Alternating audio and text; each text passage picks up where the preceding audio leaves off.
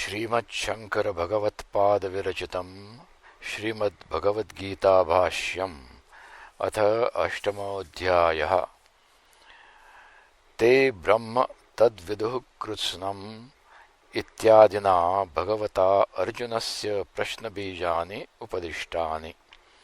अतः तत्प्रश्नार्थम् अर्जुनः उवाच, किं तद्ब्रह्म किम् अध्यात्मम् किं कर्म पुरुषोत्तम अधिभूतं च किं प्रोक्तम् अधिदैवं किमुच्यते अधियज्ञः कथं कोत्र देहेऽस्मिन् मधुसूदन प्रयाणकाले च कथं ज्ञेयोऽसि नियतात्मभिः। येषां प्रश्नानां यथाक्रमं निर्णयाय श्रीभगवान् उवाच, अक्षरं ब्रह्म परमं स्वभावोऽध्यात्ममुच्यते भूतभावोद्भवकरो विसर्गः कर्मसंज्ञतः। अक्षरं न क्षरति इति अक्षरं परमात्मा। एतस्य वा अक्षरस्य प्रशासने गार्गी इति श्रुतेः। ओंकारस्य च ओमित्येकाक्षरं ब्रह्म इति परेण विशेषणात् अग्रहणम्। परमम् इति च निरतिशये ब्रह्मणि अक्षरे उपपन्नतरं विशेषणम्। तस्यैव परस्य ब्रह्मणः प्रतिदेहं प्रत्यग् आत्मभावः स्वभावः, स्वोभावः स्वभावः अध्यात्मम् उच्यते। आत्मानं देहम् अधिकृत्य प्रत्यग् आत्मतया प्रवृत्तं परमार्थ ब्रह्मावसानं वस्तु स्वभावः अध्यात्मम् उच्यते। अध्यात्म शब्देन अभिधीयते। भूतभावोद्भवकरः भूतानां भावः भूतभावः, तस्य उद्भवः भूतभावोद्भवः। तं करोति इति भूतभावोद्भवकरः भूतवस्तूत्पत्तिकर इत्यर्थः। विसर्गः विसर्जनं देवतोद्देशेन चरुपुरूडाशादेः द्रव्यस्य परित्यागः। स एष विसर्गलक्षणो यज्ञः कर्मसंज्ञतः कर्म शब्दित इत्येतत्। एतस्मात् हि बीजभूतात् वृष्ट्यादिक्रमेण स्थावर जंगमानि भूतानि उद्भवन्ति। अधिभूतं क्षरो भावः पुरुषश्चाधिदैवतम् अधियज्ञोऽहमेवात्र देहे देहभृतां वर। अधिभूतं प्राणिजातम् अधिकृत्य भवति इति। कोऽसौ क्षरः क्षरति इति क्षरः विनाशी भावः यत्किंचित् जनिमत् वस्तु इत्यर्थः। पुरुषः पूर्णम् अनेन सर्वम् इति पुरीशयनात् वा पुरुषः आदित्यान्तर्गतो हिरण्यगर्भः सर्वप्राणिकरणानाम् अनुग्राहकः सः अधिदैवतम्। अधियज्ञः सर्वयज्ञाभिमानिनी विष्णुवाख्या देवता यज्ञो वै विष्णुः इति श्रुतेः। स हि विष्णुः अहम् एव। अत्र अस्मिन् देहे यो यज्ञः तस्य अहम् अधियज्ञः। यज्ञो हि देहनिर्वर्त्यत्वेन देहसमवायी इति देहाधिकरणो भवति देहभृतां वर। अन्तकाले च मामेव स्मरन् मुक्त्वा कलेवरं यः प्रयाति समद्भावं याति नास्त्यत्र संशयः। अंतकाले मरणकाले च मामेव परमेश्वरं विष्णुं स्मरन् मुक्त्वा परित्यज्य कलेवरं शरीरं यः प्रयाति गच्छति सः मद्भावं वैष्णवं तत्त्वं याति। न अस्ति न विद्यते अत्र अस्मिन् अर्थे संशयः। याति वा न वा इति। न मद्विषय एव अयं नियमः। किन्तर्हि यं यं वापि स्मरन् भावं त्यजत्यन्ते कलेवरं तं तमेवैति कौन्तेय सदा तद्भावभावितः। यं यं वापि यं यं भावं देवताविशेषं स्मरन् चिन्तयन् त्यजति परित्यजति अन्ते अन्तकाले प्राणवियोगकाले कलेवरं शरीरं तं तमेव स्मृतं भावम् एव एति न अन्यं कौन्तेय सदा सर्वदा तद्भावभावितः। तस्मिन् भावः तद्भावः स भावितः स्मर्यमाणतया अभ्यस्तः येन सः तद्भावभावितः सन्। यस्मात् एवं अन्त्याभावना देहान्तरप्राप्तौ कारणम्। तस्मात् सर्वेषु कालेषु मामनुस्मर युध्य च मय्यर्पितमनो बुद्धिः मामेवैष्यस्य संशयः। तस्मात् सर्वेषु कालेषु माम् अनुस्मर यथा शास्त्रम् युध्य च युध्यं च स्वधर्मं कुरु। मयि वासुदेवे अर्पिते मनोबुद्धि यस्य तव स त्वं मयि अर्पितमनोबुद्धिः सन् मामेव यथा स्मृतम् एष्यसि आगमिष्यसि। असंशयः न संशयः अत्र विद्यते। किञ्च अभ्यासयोगयुक्तेन चेतसा नान्यगामिना परमं पुरुषं दिव्यं याति पार्थानुचिन्तयन्। अभ्यासयोगयुक्तेन मयि चित्तसमर्पणविषयभूते एकस्मिन् तुल्यप्रत्ययावृत्तिलक्षणः विलक्षणप्रत्ययानन्तरितः अभ्यासः स च अभ्यासो योगः तेन युक्तं तत्र एव व्यापृतं योगिनः चेतः तेन चेतसा न अन्यगामिना न अन्यत्र विषयान्तरे गन्तुं शीलम् अस्य।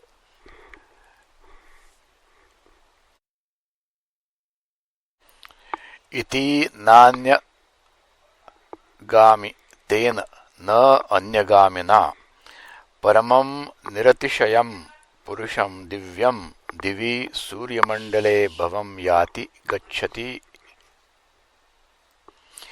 हे पार्थ अनुचिन्तयन्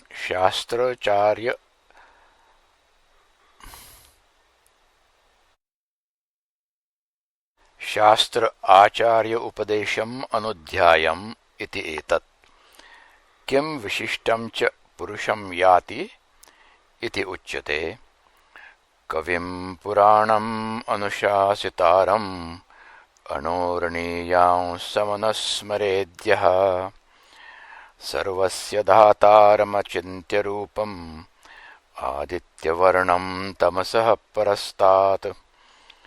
कविं क्रान्तदर्शनं सर्वज्ञं पुराणं चिरन्तनम् अनुशासितारं सर्वस्य जगतः प्रशासितारम् अणोः सूक्ष्मादपि अणीयांसं सूक्ष्मतरम् अनुस्मरेत् अनुचिन्तयेत् यः कश्चित् सर्वस्य कर्मफलजातस्य धातारं विधातारं विचित्रतया प्राणिभ्यो विभक्तारम् अचिन्त्यरूपं न अस्य रूपं नियतं विद्यमानम् अपि केनचित् चिन्तयितुं शक्यते इति अचिन्त्यरूपः तम्।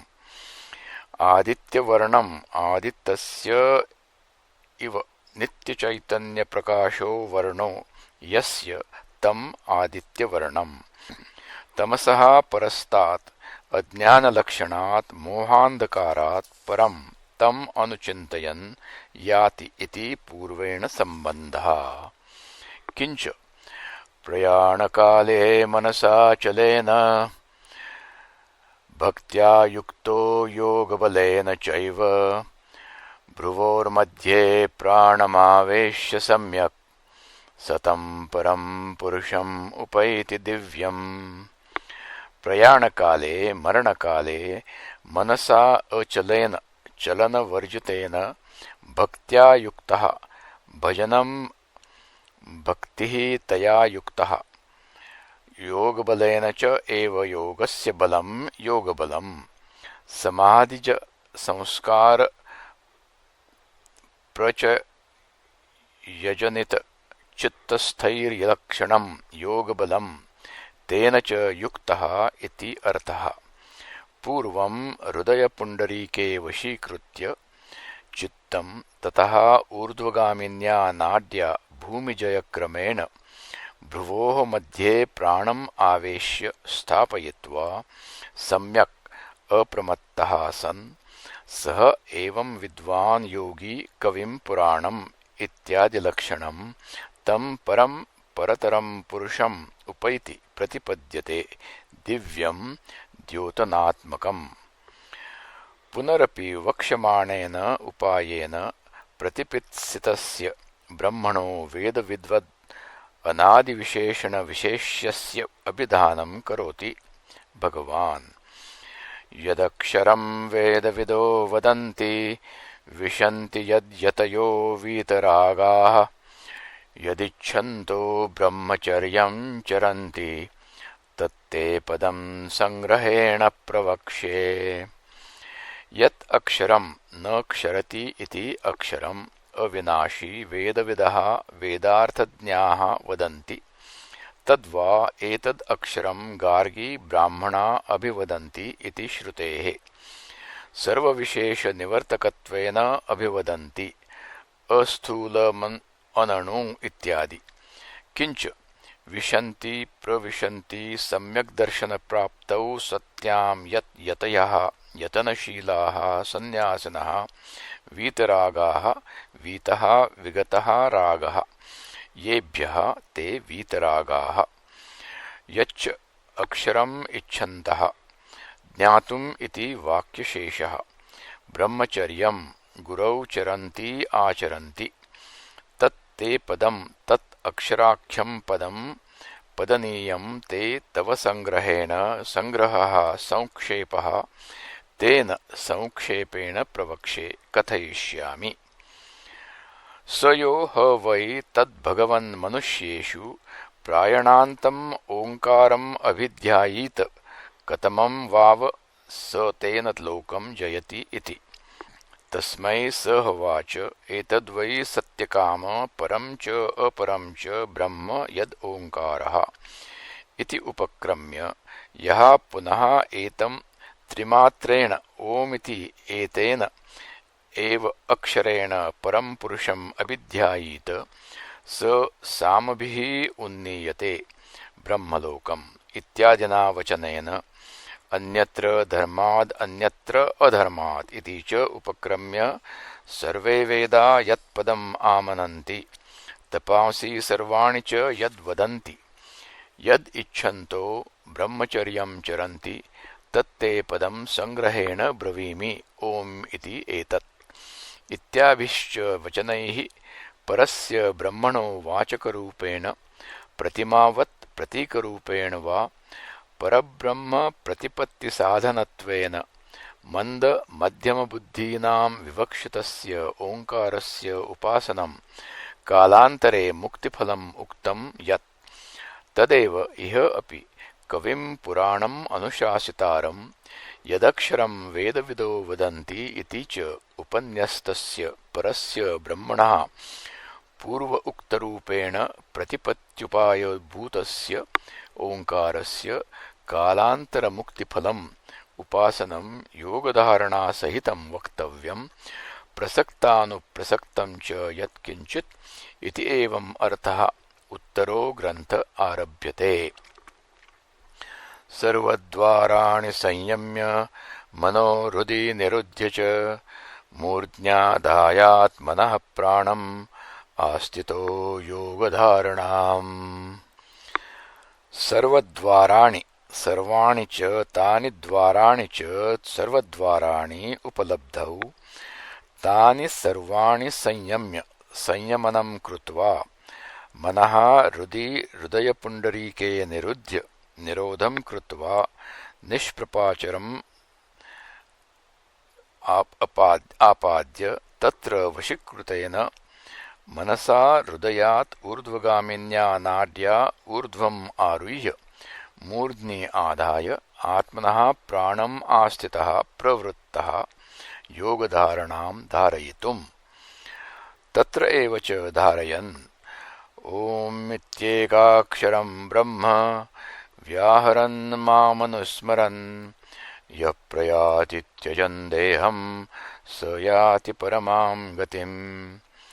ॐ इति एक अक्षरं ब्रह्म ब्रह्मणः अभिधानभूतम् ओङ्कारं व्याहरन् उच्चारयन् तद् अर्थभूतं माम् ईश्वरम् अनुस्मरन् अनुचिन्तयन् यः प्रयाति म्रियते सः त्यजन् परित्यजन् देहं शरीरं त्यजन् देहम् इति प्रयाणविशेषणार्थं देहत्यागेन प्रयाणम् आत्मनः न स्वरूपनाशेन इति अर्थः। सः एवं याति गच्छति परमां प्रकृष्टां गतिम्। किञ्च अनन्यचेताः सततं यो मां स्मरति नित्यशः तस्याहं सुलभः पार्थ नित्ययुक्तस्य योगिनः। अनन्यचेताः न अन्यविषये चेतः यस्य सः अयम् अनन्यचेताः योगी सततं सर्वदा यः मां परमेश्वरं स्मरति नित्यशः।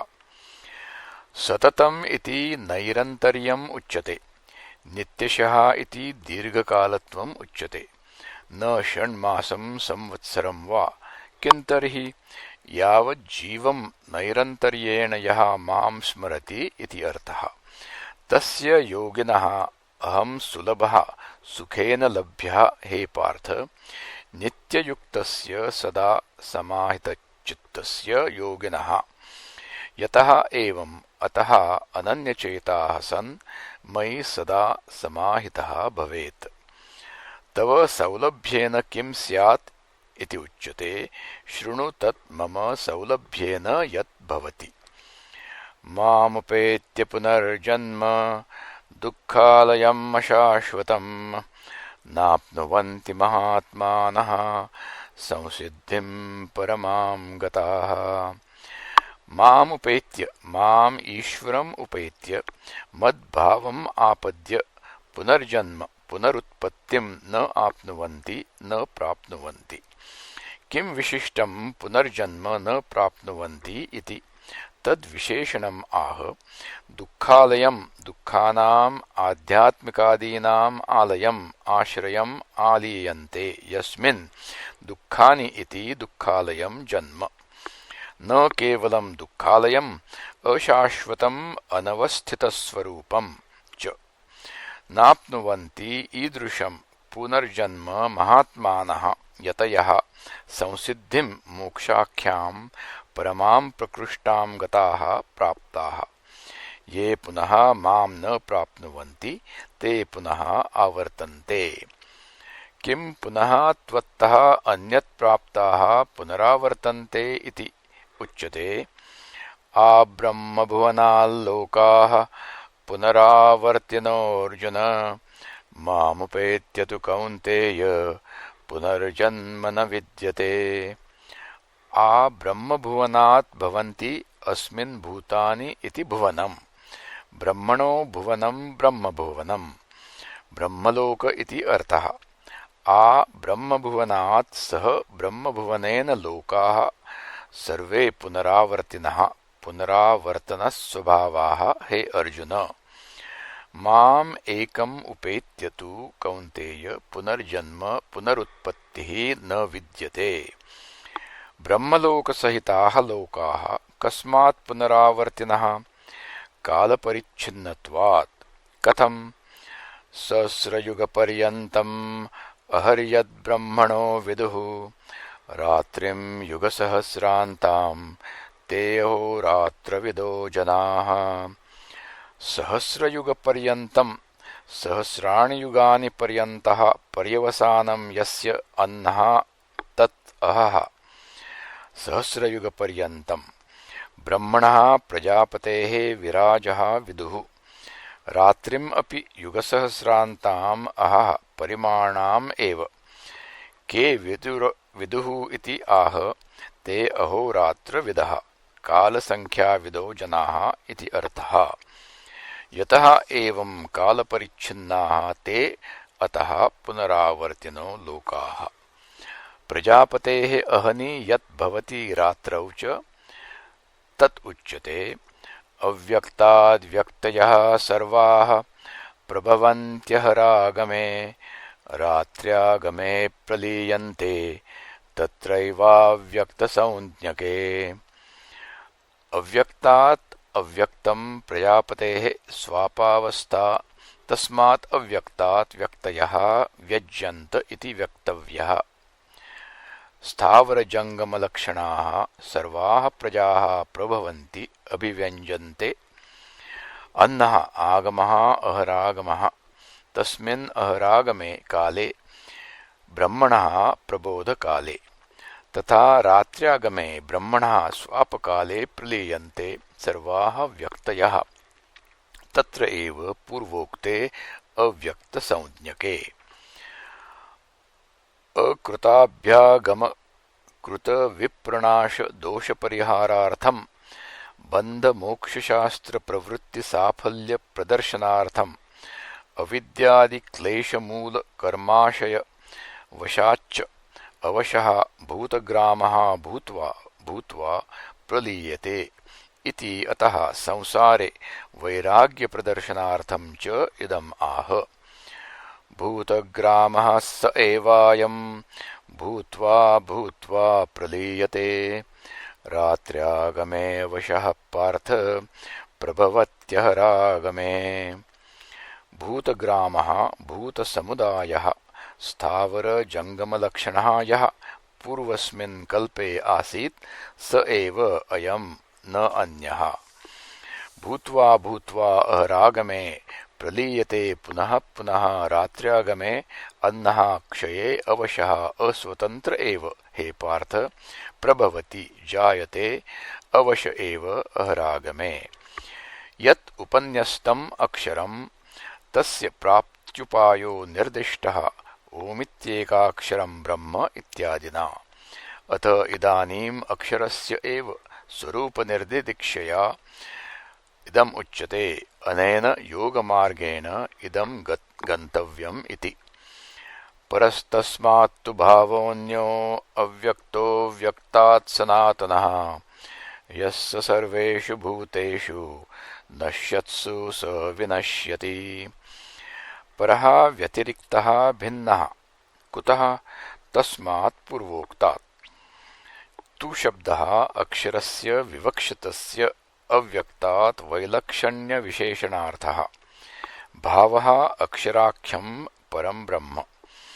व्यतिरिक्तत्वे सत्यपि सालक्षण्यप्रसङ्गो अस्तीति तद्विनिवृत्त्यर्थम् आह अन्यः इति। अन्यः विलक्षणः स च अव्यक्तः अनेन्द्रियगोचरः। परस्तस्मात् इत्युक्तम्। कस्मात् पुनः परः?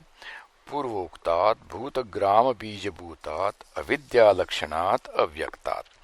अन्यः विलक्षणः भावः इति अभिप्रायः। सनातनः चिरन्तनः यः सः भावः सर्वेषु भूतेषु ब्रह्मादिषु नश्यत्सु न विनश्यति। अव्यक्तोऽक्षर इत्युक्तस्तमाहुः परमां गतिं यं प्राप्य न निवर्तन्ते तद्धाम परमं मम। योऽसौ अव्यक्तः अक्षरः इत्युक्तः तमेव अक्षरसंज्ञकम् अव्यक्तं भावम् आहुः परमां प्रकृष्टां गतिम्। यं परं भावं प्राप्य गत्वा न निवर्तन्ते संसाराय तद्धाम स्थानं परमं प्रकृष्टं मम विष्णोः परमं पदम् इति अर्थः। तल्लब्धेः उपायः उच्यते। पुरुषः स परः पार्थ भक्त्या लभ्यस्त्वनन्यया यस्यान्तस्थानि भूतानि येन सर्वमिदं ततम्। पुरुषः पुरीशयनात् पूर्णत्वाद्वा स परः पार्थ परः निरतिशयः यस्मात् पुरुषात् न परं किञ्चित् सः भक्त्या लभ्यस्तु ज्ञानलक्षणया अनन्यया आत्मविषयया यस्य पुरुषस्य अन्तस्थानि मध्यस्थानि भूतानि कार्यभूतानि कार्यं हि कारणस्य अन्तर्वर्ती भवति येन पुरुषेण सर्वम् इदं जगत् ततं व्याप्तम् आकाशेन एव घटादि प्रकृतानां योगिनां प्रणवावेशित ब्रह्मबुद्धीनां कालान्तरम् उक्तिभाजां ब्रह्मप्रतिपत्तये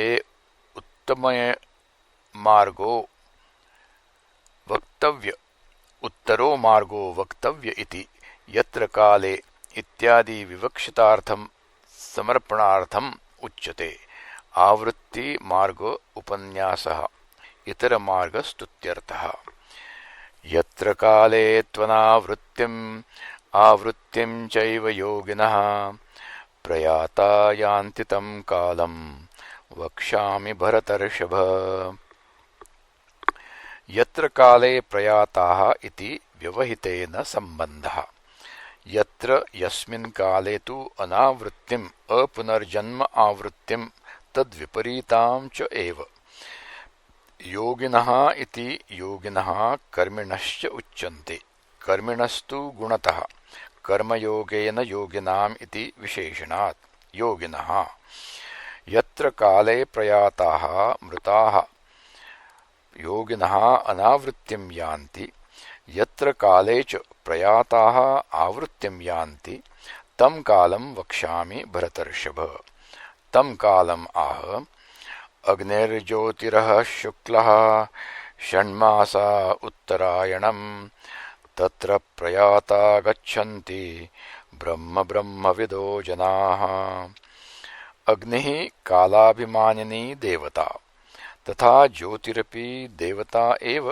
कालाभिमानिनी अथवा अग्निज्योतिषी यथा श्रुते एव देवते भूयसा तु निर्देशो यत्र काले तं कालम् इति आम्रवणवत् तथा अहः देवता अहरभिमानिनी शुक्लः शुक्लपक्षदेवता षण्मासा उत्तरायणम् तत्र अपि देवता एव मार्गभूता इति स्थितः अन्यत्र अयं न्यायः तत्र तस्मिन् मार्गे प्रयाताः मृताः गच्छन्ति ब्रह्मविदो ब्रह्म उपासकाः ब्रह्म उपासनापरा जनाः क्रमेण इति वाक्यशेषः न हि सद्यो मुक्तिभाजां सम्यक् दर्शननिष्ठानां गतिः आगतिः वा क्वचित् अस्ति न तस्य प्राणा उत्क्रामन्ति इति श्रुतेः ब्रह्म संलीन प्राणा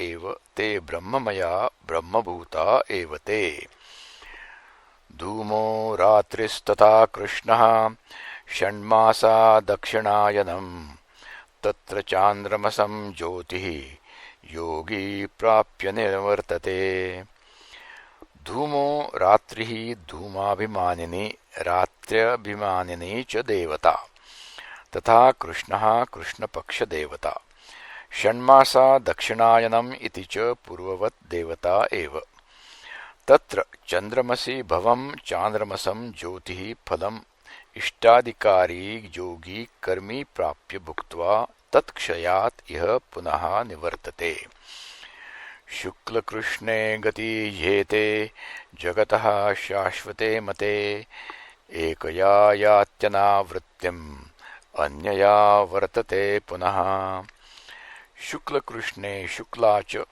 कृष्णा च शुक्लकृष्णे ज्ञानप्रकाशकत्वात् शुक्ला तत् अभावात् कृष्णा एते शुक्लकृष्णे हि गति जगतः इति अधिकृतानां ज्ञानकर्मणोः न जगतः सर्वस्य एव एते गति संभवतः शाश्वते नित्ये संसारस्य नित्यत्वात् मते अभिप्रेते तत्र एकया शुक्लया याति अनावृत्तिम् अन्यया इतरया आवर्तते पुनः भूयः नैते श्रुति पार्थ जानन् योगी मुह्यति कश्चन तस्मात् सर्वेषु कालेषु योगयुक्तो भवार्जुन।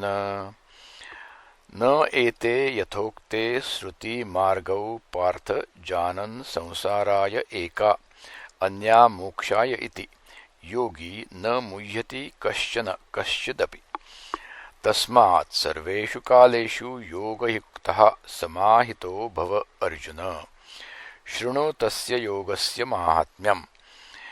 वेदेषु यज्ञेषु तपस्सु चैव दानेषु यत्पुण्यफलं प्रदिष्टम् अत्येति तत्सर्वमिदं विदित्वा योगी परं स्थानमुपैति चाद्यम्।